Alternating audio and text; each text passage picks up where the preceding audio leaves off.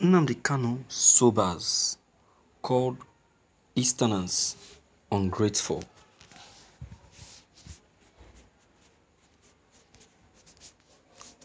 Last night, I kept pondering what our eternal leader, Dim Chukwuemeka Odumegwu Ojukwu, must have gone through in his young, brilliant mind when, over 50 years ago, he had no confront, not only the might of a British government intent on the extermination of the Igbo race, but also a global conspiracy against the emergence of Biafran led by Tonkots, weak-minded Igbo, Ijaw and Ibibio men.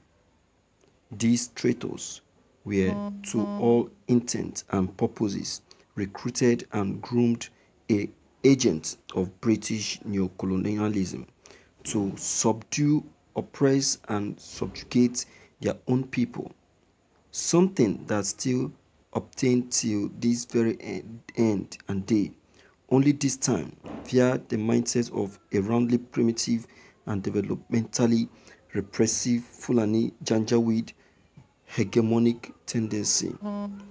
As if confronting the very formidable British neo-colonial machinery and global diplomatic clout wasn't enough trouble for the Biafran leaders. He also had to contend with enemies within his own ranks, local backstabbers, envious traitors, sellouts and efulefus led by Dr. Azikiwe Zik, Okpabi, Asika, Ifejuna, et al. Ganged up against him for no reason.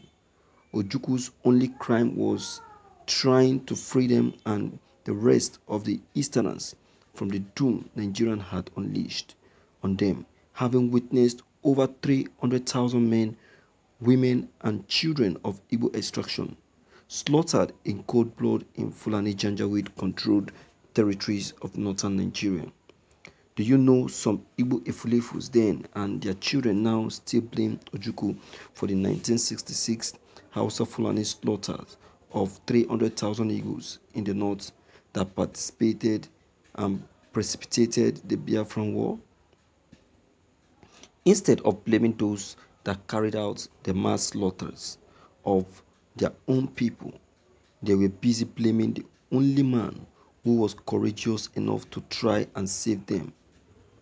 Incredible, isn't it? Zik called his own people fighting for survival rebels. He went as far as encouraging the world to starve his children to death by denying them aid. This is how the evil mind of a traitor works. When you sit down to consider, as I have done, what Ojukwu endured, your love for him will increase a millionfold, and only then will you understand that trying to lead an ungrateful set of people is the most difficult job on the earth. If in doubt, ask Moses and Ojukwu what they endured at the hands of Israelites and Biafran respectively. Thank you for listening to this news. You see, my viewers, you need to see that what Ojukwu went through is also having some resemblance with what Nnamdi Kanu is going through at present. Is having a total resemblance. You can see that. If Ndibo, as at then, can still deceive and turn their back on Nnamdi Kanu, on Ojukwu, and betray him, how much more Nnamdi Kanu? So, to Nnamdi Kanu, it's not a new thing. It is not a new thing. Let them carry on. They are known for that. That is who they are. But one thing is for sure, they will all regret it, just like Gowon is regretting it now. And some of our Igbo leaders that fought by the side of the Nigerian troop and soldiers during the war. So it's not a new thing. It's a normal thing. Nnamdi Kanu accepts his fate, but it can never come down to Nigerian to face any stupid trial. Because to him, there is no trial. There is no trial. The Nigerian government are just fooling themselves. They are just deceiving themselves. You understand? They are just deceiving themselves. Believing that they are doing the right thing. In Igbo, they will never change. The people behind this that is going on are our Igbo leaders. Our Igbo leaders are the one behind all of this mess. And they are fighting for Igbo presidency just because of their selfish interest and not for the sake of anyone. My dear, our Igbo leaders are not fighting for you. Don't even think about that.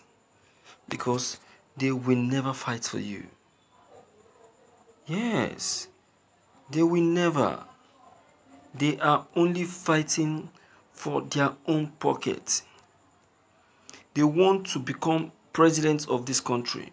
Didn't you hear what Oji Uzor Kalu said?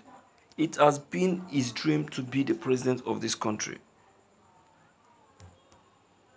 That who is he to say no when his people says that he should go? You see that? Hope you can see. That is what you're saying. So these people doesn't want attention to at all. They don't want it. So despite what Nnamdi Kanu has gone through, these people still want to kill him. They still want to take him to jail. I'm not surprised. It's one of those things. So, my viewers, Nnamdi Kanu has stated it, and that is how it is. So please, deem it fit to leave them below the comment box. Click on the subscription buttons as well as the bell buttons to get updated whenever we upload any new videos. Thank you.